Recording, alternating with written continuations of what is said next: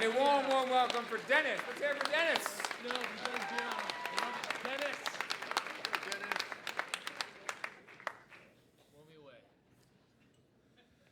So having had some mild success with a single computer science class in high school, I decided that's what I was going to do.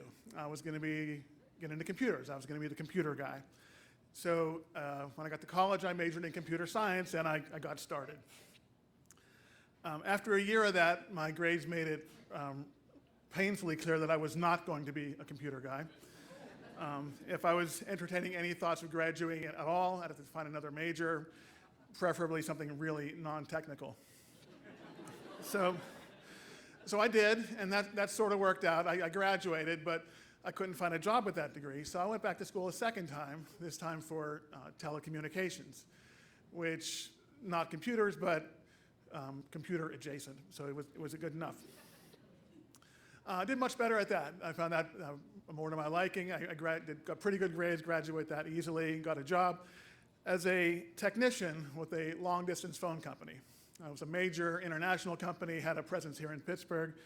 So there were three of us who covered a bunch of technical sites around the city.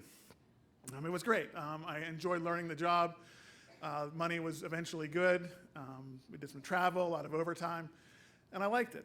But time moves on, and so does technology. So after a few years, they decided they could probably get by with 2 people in Pittsburgh instead of 3.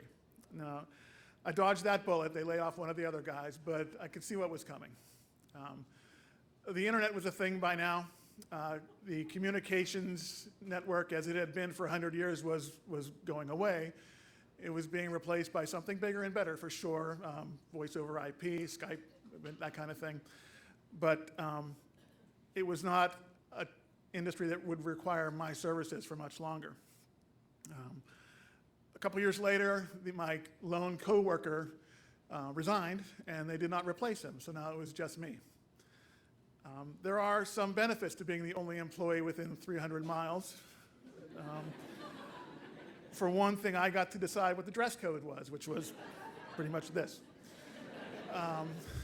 There was never any argument about what to put on the radio in the office. And if I had a late night and decided I really needed a nap, who would know? But it was getting boring. I spent my whole days just on the phone with people. I never saw any actual people. I didn't have any coworkers anywhere nearby. I'd pretty much mastered the job by then, but I wasn't learning anything new. We were at a technological dead end, and nothing new was happening. And I was getting into a rut. I could feel my brain turning to oatmeal because I just wasn't getting anywhere. By this time, when I would go in for my annual job review, other people would go in with strategies of how to get their biggest raise or a nice bonus or something. I set a lower bar. I wanted to hear someone say, "You can come back tomorrow, and you still have a job." And once I heard that, I was happy. And I got a few reviews like that until one year I did not. And the letter came to me saying that our company was pulling out, and they were leaving Pittsburgh, and they were not taking me with them. The whole industry was like this, so every other company was in the same situation, so there was no place else to go. I was offered a bonus to stick around to the bitter end and oversee an orderly end to our business, our presence in Pittsburgh. And I had absolutely nothing else to do, so I took that. So over several months, I saw the slow winnowing of our customer base. They all slowly went away. I was turning things off, taking things apart, actually letting the salvage guys come in and start to take our heavy equipment away and slowly dismantle our office.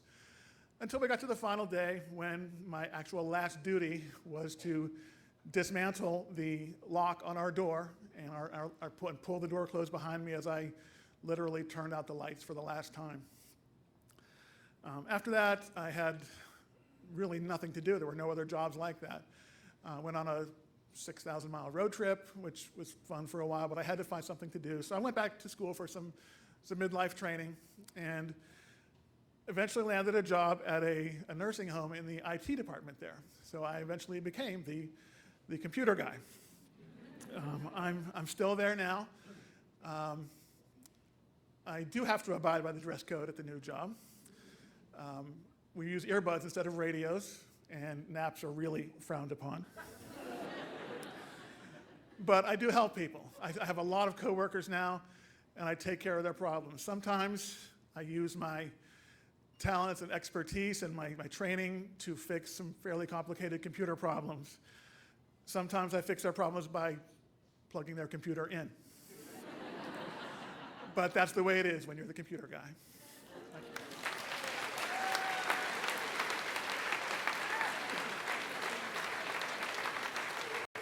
Dennis, everybody.